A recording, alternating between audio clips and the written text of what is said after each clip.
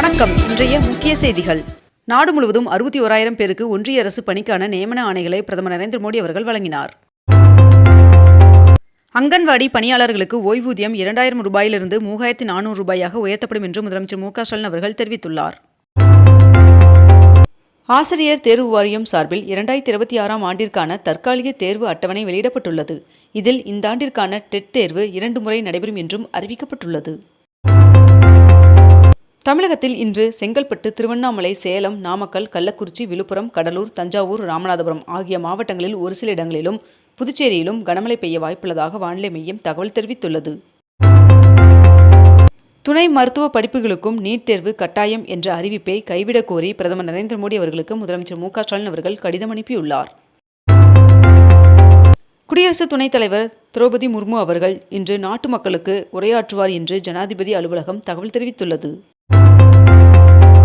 சென்னை மாநகராட்சி பொது இடங்களில் அனுமதியின்றி மரங்கள் மற்றும் மரக்கிளைகளை வெட்டிய 6 நபர்களுக்கு 1,75,000 ரூபாயை அபராதமாக விதித்துள்ளது. வருகின்ற பிப்ரவரி 1ஆம் தேதியன்று பழனியில் தைப்பூச திருவிழாவையொட்டி மதுரை சந்திப்புகளுக்கும் பழனிக்கும் இடையே முன்பதிவு செய்யப்படாத விரைவு சிறப்பு ரயில்கள் இயக்கப்பட உள்ளதாக தெரிவிக்கப்பட்டுள்ளது. 22 கேரட் ஆபண தங்கத்தின் விலை சவரனுக்கு ஒரே நாளில் 1,600 ரூபாய் அதிகரித்து ஒரு சவரன் 1,18,000 ரூபாயாகவும் 1 கிராம் 14,750 ரூபாய்க்கும் விற்பனை செய்யப்பட்டு வருகிறது. இதனைத் தொடர்ந்து 1 கிராம் வெள்ளியின் விலை கிராமிற்கு 20 ரூபாய் அதிகரித்து 1 கிராம் வெள்ளி 365 ரூபாய்க்கு விற்பனை செய்யப்பட்டு வருகிறது. குடியரசு தின விழாவை ஒட்டி சென்னையில் 5 அடுக்கு பாதுகாப்பிற்கு ஏற்பாடு செய்யப்பட்டுள்ளது. பஞ்சாபில் அனைத்து குடும்பங்களுக்கும் ஆண்டிற்கு 10 லட்சம் ரூபாய் மதிப்பிலான இலவச மருத்துவ சிகிச்சை அளிக்கும் திட்டம் தொடங்கப்பட்டுள்ளது. இந்தியாவில் நேரடி அந்நிய முதலீடுகள் 2025ஆம் ஆண்டில் 73% உயர்ந்து $47 பில்லியன் உயர்ந்துள்ளதாக ஐநா அறிக்கை வெளியிட்டுள்ளது. மருந்து உற்பத்தி நிறுவனங்கள் மற்றும் விற்பனையகங்களில் நடந்த பரிசோதனையில் 167 தரமற்ற மருந்துகள் கண்டுபிடிக்கப்பட்டுள்ளன. ஜம்மு காஷ்மீரில் கடும் பனிப்பொழிவின் காரணமாக ஸ்ரீநகரில் தேசிய நெடுஞ்சாலைகள் மூடப்பட்டுள்ளன. சென்னை மெட்ரோ ரயில் நிறுவனத்தின் நந்தனம் தலைமை வளாகத்தில் அமைக்கப்பட்ட பூங்கா மற்றும் விளையாட்டு மைதானங்களை துணை முதல்வர் உதயநிதி ஸ்டாலின் அவர்கள் திறந்து வைத்தார். தமிழ் மொழி தியாகிகள் நினைவு நாளை முன்னிட்டு காந்தி மண்டபத்தில் உள்ள மொழி தியாகிகள் நினைவிடத்தில் 25ஆம் தேதி அமைச்சர்கள் மரியாதை செலுத்த உள்ளனர் என்று தகவல் வெளியாகியுள்ளது. திருமூர்த்தி அணையிலிருந்து இன்று முதல் தண்ணீர் திறந்துவிட அரசு உத்தரவிட்டுள்ளது. ஜனநாயகன் படத்தின் தணிக்கை சான்று தொடர்பான வழக்கில் வருகின்ற ஜனவரி 27ஆம் தேதி சென்னை ஹைகோர்ட் தீர்ப்பு வழங்க உள்ளதாக தகவல் வெளியாகியுள்ளது. கேரள மாநிலத்தில் குருவாயூர் தேவஸ்தானத்திடம் 1,601 கோடி ரூபாய் மதிப்புள்ள தங்க நகைகள் உள்ளதாக அறிவிக்கப்பட்டுள்ளது. தமிழகத்தில் மின்சார பேருந்துகள் லாபத்தில் இயங்குகின்றன என்று அமைச்சர் சிவசங்கர் அவர்கள் தகவல் தெரிவித்துள்ளார். 100 நாள் வேலைவாய்ப்பு உறுதி திட்டத்திற்கு பேரவையில் முதலமைச்சர் மு க ஸ்டாலின் அவர்கள் கொண்டு வந்த தனி தீர்மானம் நிறைவேறியது. தாம்பரம், திருவனந்தபுரம் இடையே மற்றும் நாகர்கோவில், மங்களூர் இடையே உள்ளிட்ட 3 அம்ரித் பாரத் ரயில்களை பிரதமர் நரேந்திர மோடி அவர்கள் தொடங்கி வைத்தார். மதுராங்கத்தில் நேற்று நடைபெற்ற பொதுக்கூட்டத்தில் பிரதமர் நரேந்திர மோடி அவர்கள் பங்கேற்றார். 1,00,000 லட்சம் கோடி வங்கி முறைகேடு வழக்கில் அனில் அம்பானி அவர்களுக்கு உச்சநீதிமன்றம் நோட்டீஸ் அனுப்பியுள்ளது. பிப்ரவரி 7ஆம் தேதி இந்தியாவில் தொடங்க உள்ள T20 உலகக்கோப்பை தொடரில் பங்கேற்கப் போவதில்லை என்று வங்கதேச கிரிக்கெட் வாரியம் அதிரடியாக அறிவித்துள்ளது. தமிழகத்தில் சென்னை, கோவை, மதுரையில் 200 கோடி ரூபாய் செலவில் குப்பைகளில் இருந்து மின்சாரம் தயாரிக்கும் திட்டம் தொடங்கப்பட உள்ளதாக தகவல் வெளியாகியுள்ளது. இண்டிகோ விமான நிறுவனத்தின் மூத்த துணைத் தலைவரை பணி நீக்கம் செய்ய டெல்லி உயர்நீதிமன்றம் உத்தரவிட்டுள்ளது. நாடாளுமன்ற பட்ஜெட் கூட்டத்தொடர் நடைபெறுவதற்கு முன்னதாக வருகின்ற 27ஆம் தேதி அனைத்துக் கட்சியின் ஆலோசனைக் கூட்டம் நடைபெற உள்ளதாக தகவல் வெளியாகியுள்ளது. 12ஆம் வகுப்பு பொதுத் தேர்வு எழுத உள்ள மாணவர்களின் பதிவெண் உடன் கூடிய பெயர் பட்டியல் ஹால் டிக்கெட் வெளியிடப்பட்டுள்ளது. தூத்துக்குடி மாவட்டம் முள்ளக்காடு கிராமத்தில் கடல் நீரை நன்னீராக்கும் திட்டப்பணிக்கு முதலமைச்சர் மு க ஸ்டாலின் அவர்கள் அடிக்கல் நாட்டினார்.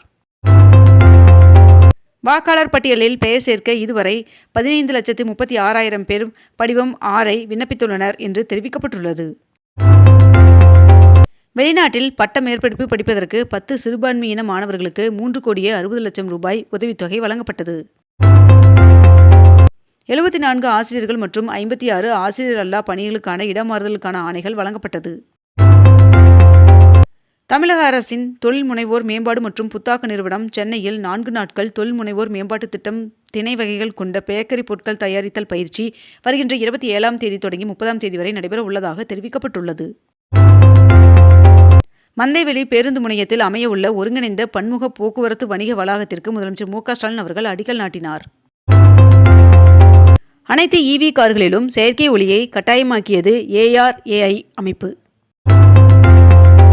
தமிழகத்தில் திருச்சி, பெரம்பலூர், திருவண்ணாமலை, கள்ளக்குறிச்சி ஆகிய 4 மாவட்டங்களில் வருகின்ற 24ஆம் தேதி கனமழை பெய்ய வாய்ப்புள்ளதாக வானிலை மையம் தகவல் தெரிவித்துள்ளது.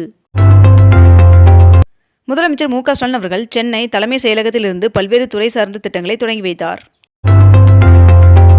குடியரசுத் தலைவர் மாளிகையில் உள்ள அமிர்த தோட்டத்தை பொதுமக்கள் பார்வையிட பிப்ரவரி 3ஆம் தேதி முதல் மார்ச் 31ஆம் தேதி வரை அனுமதிக்கப்பட உள்ளதாக தகவல் வெளியாகியுள்ளது.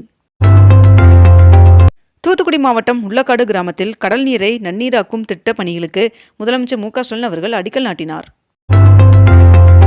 பழனி முருகன் சுவாமி கோவிலில் ஜனவரி 31ஆம் தேதி முதல் 3 நாட்கள் தரிசன கட்டணம் ரத்து செய்யப்படுவதாக தெரிவிக்கப்பட்டுள்ளது. திருப்பதியில் வருகின்ற 25ஆம் தேதி ரத சப்தமியையொட்டி VIP சிறப்பு தரிசனங்கள் ரத்து செய்யப்படுவதாக தேவஸ்தானம் அறிவித்துள்ளது. கிரீன்லாந்தை கைப்பற்ற அந்நாட்டின் மீது படையெடுக்க மாட்டோம் என்று அமெரிக்க அதிபர் டொனால்ட் ட்ரம்ப் அவர்கள் அறிவித்துள்ளார்.